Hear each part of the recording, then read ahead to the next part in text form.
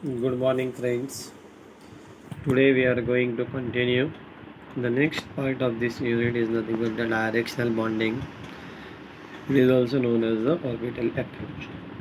While starting this particular directional bonding, we have to see the valence bond theory. What are the assumptions of the valence bond theory and what are the postulates of the valence bond theory? First of all, we have to focus on this and then we have to proceed further. That particular VBT approach starts with the individual atom to explain the formation of the molecule. First assumption is that in this particular theory or say in this particular concept, they consider the individual atom to explain the formation of the molecule. Got this first assumption is that start with the individual atom to explain the formation of the molecule. It is very much important. Sometimes the question will come on this particular topic. State and explain the postulates of the VBT. What are the postulates of the VBT? What are the assumptions of the VBT? Covalent bond formation between the two atoms taken place by overlapping of valence shell atomic orbital, which having unpaired electron of opposite spin. According to this theory, the covalent bond formation will take place between the two atoms by overlapping of the valence shell AOs, which having unpaired electron of the opposite spin. The number of covalent bonds formed by an atom is usually the same as the number of orbitals with unpaired electron available in the atoms. What said? The number of covalent bonds formed by an atom is usually the same as the number of orbitals with unpaired electrons available in atoms. If the spin electron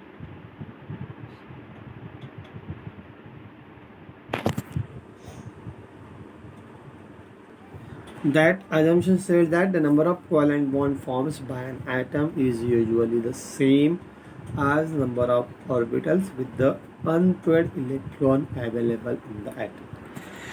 If the spin of the electrons are same, then due to the mutual electron repulsion, energy increases and this situation will not result in bond formation. This is the third assumption that states that the number of covalent bonds will be same as the number of orbitals with the unpaired electron. Means only that number of covalent bond will forms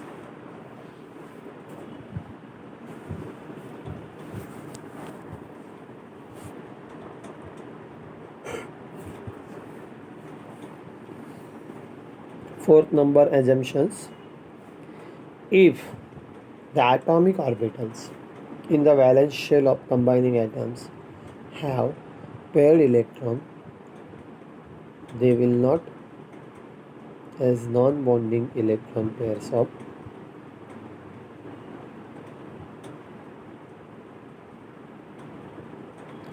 they will not as a non-bonding electron pairs of if the atomic orbitals in the valence shell of combining atoms have paired electron, then they will be as non-bonding electron pairs or called as a lone pairs. Please make the correction. If the atomic orbitals in the valence shell of the combining atoms have paired electron, they will be as non-bonding electron pairs or lone pairs. Not, please remove this not from this line while completing this particular thing. Please remove that not from that. They will be as non-bonding electron pairs or lone pairs. Only those atomic orbitals that have same symmetry or alignment can take a part in overlapping. Extent of overlapping of AO decides strength of that particular bond. Greater the overlapping, stronger the resulting bond. Relative strength of the covalent bond is in order PP will be the greater extent of the overlapping, and that's why the stronger will be the bond. When atomic orbitals overlap, the electron density increases in the region between the nuclei of combining atoms. This increase in the electron density binds the atom together and result in the bond formation. Covalent bond have directional character. Example, p orbital are directed towards three axes x, y, z, and the shape of the molecule depends upon the direction of the overlapping of the AOs.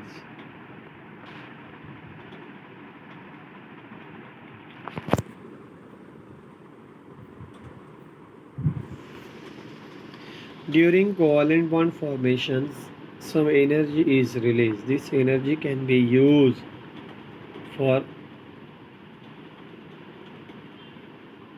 if required, for unpairing of electron pairs so that more number of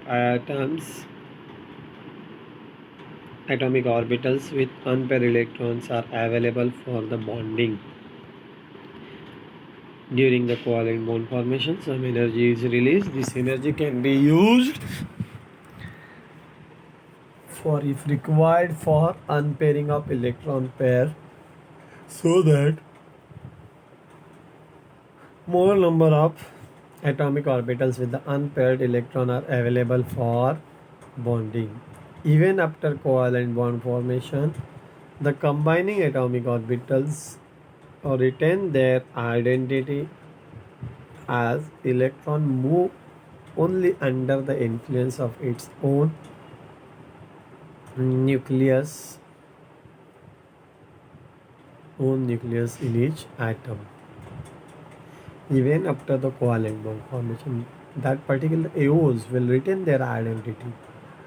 Depending upon the way in atomic orbital overlapping, two types of the covalent bonds are formed. One will be the sigma bonds and another pi bonds are formed. And resonance play the important role in case of this particular VBT. We will focus again this particular postulates of the VBT. First postulate was that approach start with the individual atom. Okay, VBT based on the individual atom to explain the formation of the molecule.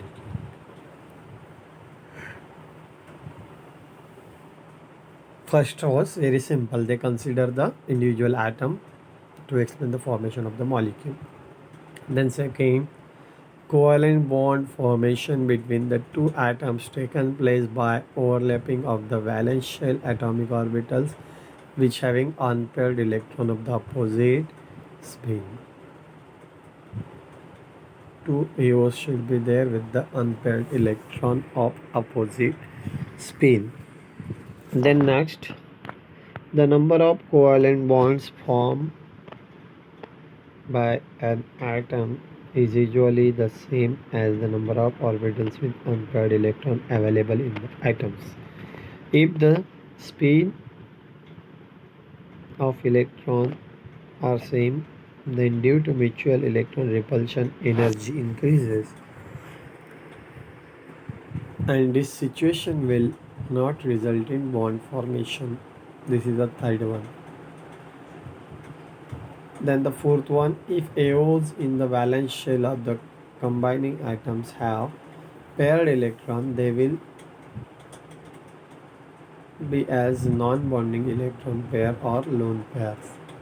Please remove this not and of instead of make the or. Please make the correction over here in the notes. Only those atomic orbitals that have same symmetry or alignment can take part in overlapping, extent or overlapping of AO decide strength. Greater the overlapping, stronger the resulting bond. Relative strength of covalent bond is in order. PP will be the more stronger as compared to the SS and so on. When atomic orbitals overlap, the electron density increases in the region between the nuclei of combining atom. This increase in the electron density bind the atoms together and result in the bond formation. Covalent bond have directional character. Example is given: p orbital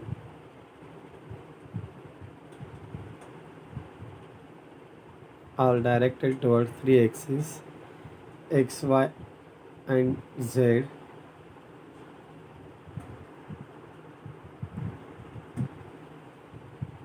and make the correction. P orbitals are directed towards three axes x, y, z, and shape of the molecule depends upon the direction of the overlapping AOs. Then during the covalent bond formation, some energy is released. This energy can be used for, if required, for unpairing of electron pair, so that more number of atomic orbitals with unpaired electrons are available for bonding. Even after covalent bond formation, the combining AOs retain their identity as electron move only under the influence of its own nucleus in each atoms. Then depending upon the way in atomic orbital overlaps, two types of the covalent bonds are formed. One will be the sigma bond, another one will be the pi bond, and the last one is the resonance play important role in VBT. Here, in case of the valence bond theory, VBT plays an important role. I think so. You got this all postulates well. While when we talk regarding the directional bonding, also covalent bonding, these assumptions are very much important. We have to consider these assumptions, and then only we can go further for the formation of this particular covalent bond. And these postulates are very much important while forming the covalent bond. Please remember this thing very well. If you are not getting whatever the correction I said, please make this correction in the your notes, because some spelling mistakes are there, some sentence mistakes are there that I am correcting during this particular online lecture. Please go through this particular part very well. Please prepare this postulates well. 5 marks question will be there sometime 5 marks question will be there based on this. Explain the postulates of the VBT, explain the assumptions of the VBT, write the note on the assumptions of the VBT like this.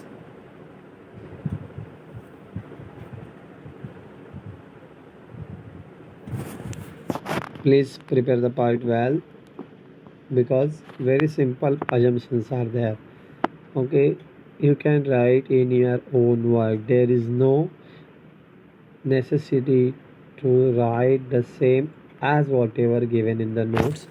You can write in your own word also, and writing in the own words is very much important and gives the good marks in the exam.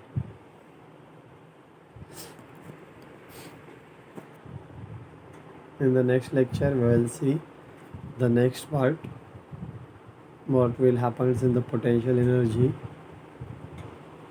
for the hydrogen atom, that we will see in the next lecture. Today we'll stop here. Thank you.